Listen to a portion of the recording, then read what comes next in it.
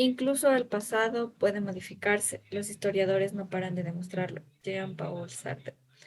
Muy buenos días, mi nombre es Alison Chiliagana y yo voy a ser su guía durante este recorrido hacia nuestro pasado histórico. Hoy vamos a conocer todo lo relacionado al segundo periodo, auge del orden colonial. Desde finales del siglo XV se abre un nuevo periodo de la dominación colonial en la Audiencia de Quito. A continuación conoceremos sobre las mitas y obrajes. La Real Audiencia de Quito emergió entonces como un exportador de textiles y alimentos hacia los grandes centros de explotación minera de Potosí. La encomienda fue perdiendo importancia y se consolidó el mecanismo básico de la organización económica llamada mita. Esta consistía en un tiempo determinado de trabajo para varones indígenas. Su edad estaba comprendida entre 18 a 50 años. Aunque el trabajo era forzado, tenía que pagarse un salario. Así el Estado garantizaba que los indígenas pagaran impuestos. Los mitayos trabajaban principalmente en producción textil y agricultura. Los llamados obrajes, centro de elaboración de paños, se desarrollaron especialmente en la Sierra Norte y Centro. La Real Audiencia de Quito se transformó de este modo en uno de los polos dinámicos del imperio colonial español. Además, se convirtió en un exportador con una actividad especializada de intercambio, lo cual lo volvió. Ahora conoceremos sobre la sociedad colonial. Luego del primer siglo de colonización hispánica, se había formado una estructura social fuertemente diferenciada y asentada sobre la desigualdad. Los blancos, especialmente españoles peninsulares, eran los encargados de la burocracia civil y eclesiástica, encomenderos, obrajeros y comerciantes. Además, controlaban los principales centros de producción económica, circulación de bienes, el poder político en la audiencia y los cabildos locales.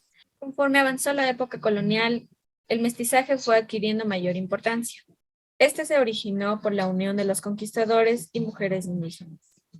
Se dedicaron al mediano comercio, la artesanía y la agricultura. Lograron ciertos privilegios que eran reservados para los blancos peninsulares, pero no lograron la totalidad, ya que quedaron en un nivel intermedio y subalternos a los blancos, dado que no podían demostrar su pura sangre. En el siguiente nivel podíamos encontrar los indios o indígenas. Estos sufrieron profundos cambios. Entre el más importante de ellos era la lucha por la conservación de sus tierras.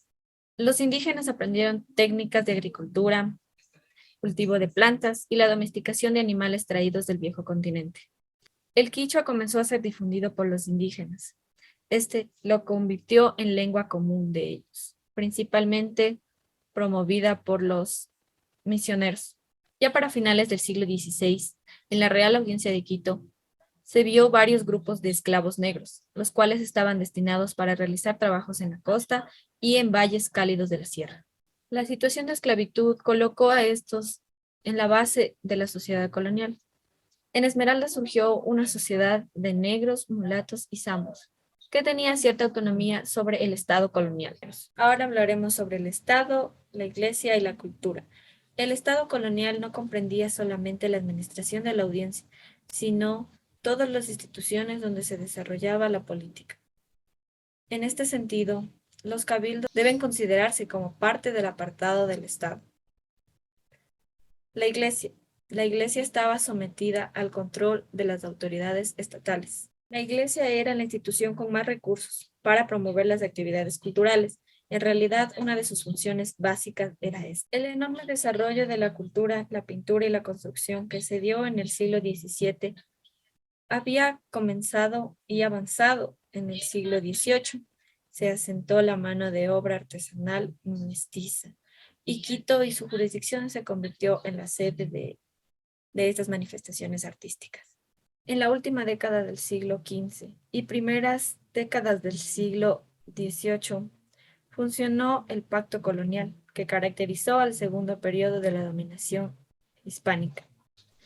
En el siglo XVII, con la administración del presidente Miguel de Ibarra, ordenó fundar la ciudad que llevara su nombre, Ibarra.